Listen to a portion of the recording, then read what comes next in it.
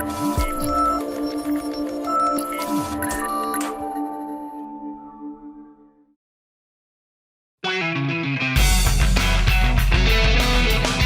listening to the Shared Security Podcast, exploring the trust you put in people, apps, and technology, with your host, Tom Eston. In episode 93 for November 4th, 2019, the WhatsApp NSO group lawsuit, plus details on Facebook's preventive health tool, this week's data breach news, and how attackers are using voicemail to phish Microsoft Office 365 users. Halloween may be over, but this time of year doesn't have to be scary when it comes to protecting your digital privacy. Silent Pocket makes it easy to protect your devices with their full line of Faraday bags, wallets, and other accessories that will block all wireless signal. As a special treat for our podcast listeners, you can receive 15% off your order right now at silentpocket.com using discount code SHAREDSECURITY during checkout. No tricks involved in this exclusive offer. Welcome to the Shared Security Weekly Blaze podcast, where we update you on this week's most important cybersecurity and privacy news. These podcasts are published every Monday and are 15 minutes or less, quickly giving you news that you can use.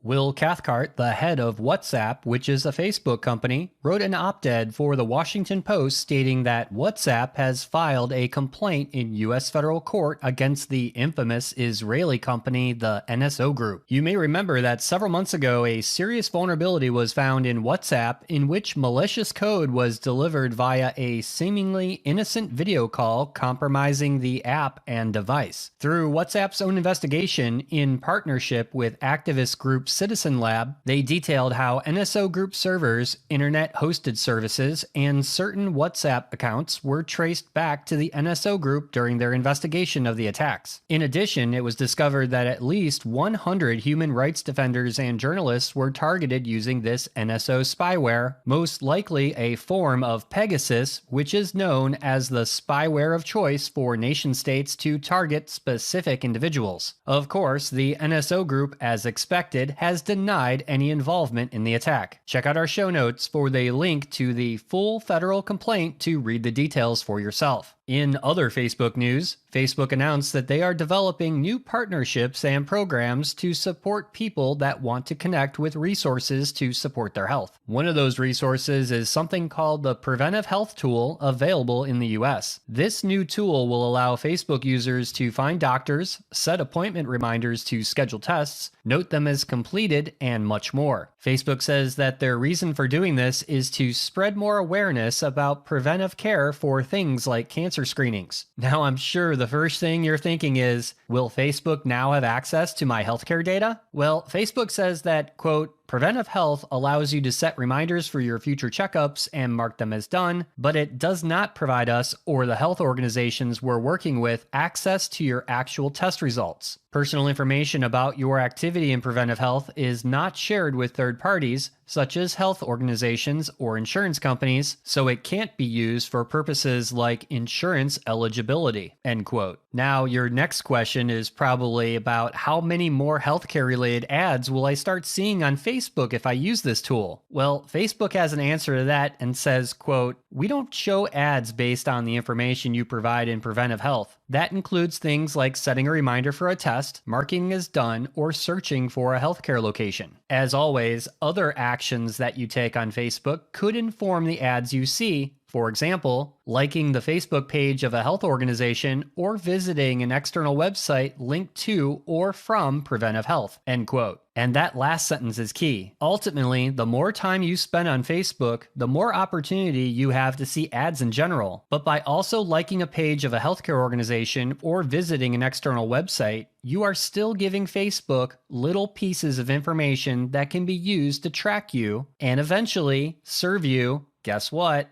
More ads.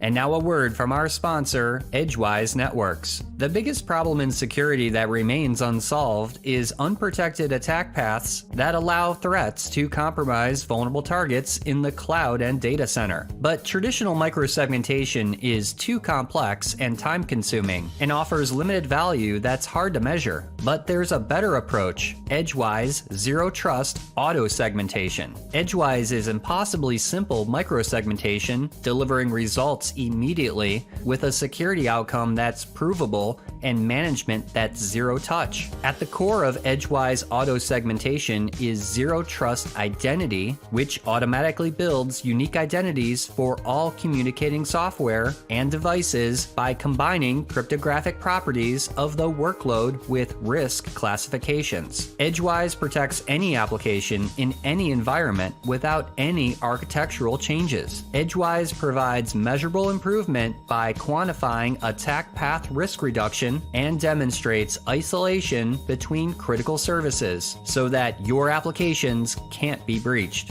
Visit edgewise.net to find out more about how Edgewise can help stop data breaches.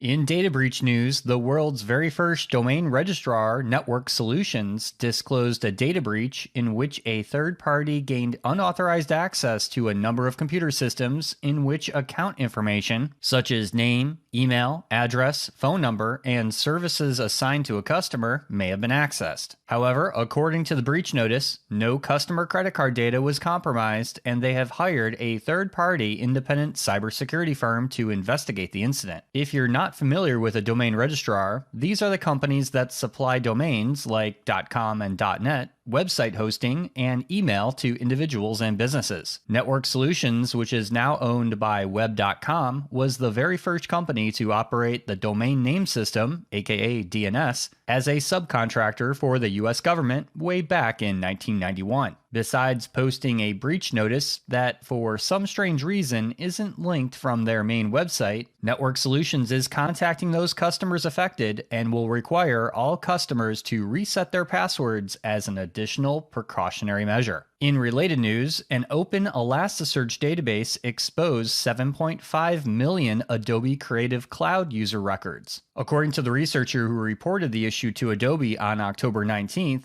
no sensitive details like passwords or payment data was found, but the data did include email address, the date the account was created, products used, and payment status. This is typically enough information that can be used for targeted phishing attacks. In a statement from Adobe regarding the breach, they note, quote, "We are reviewing our development processes to help prevent a similar issue occurring in the future," end quote. As we've seen countless times this year, open or unsecured Elasticsearch or Amazon S3 buckets are prime targets for attackers looking to harvest mass amounts of user data and either sell it on the dark web or use it for phishing attacks.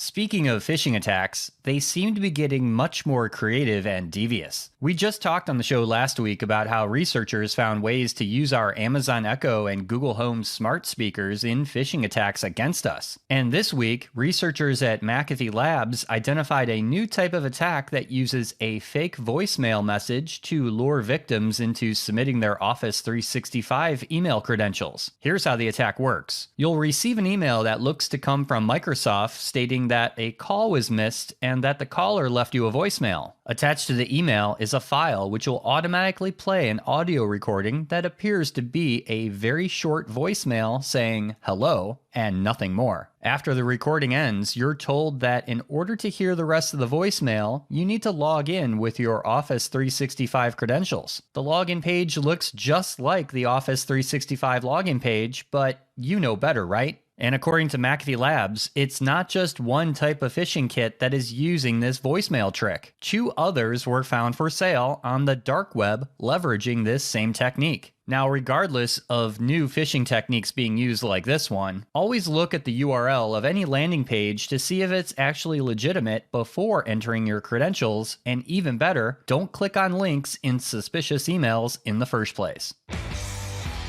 That's a wrap for this week's show. Visit our website, sharedsecurity.net, for previous episodes, links to our social media feeds, our YouTube channel, and to sign up for our email newsletter. First-time listener to the podcast? Please subscribe wherever you like to listen to podcasts. And if you like this episode, please share it with friends and colleagues.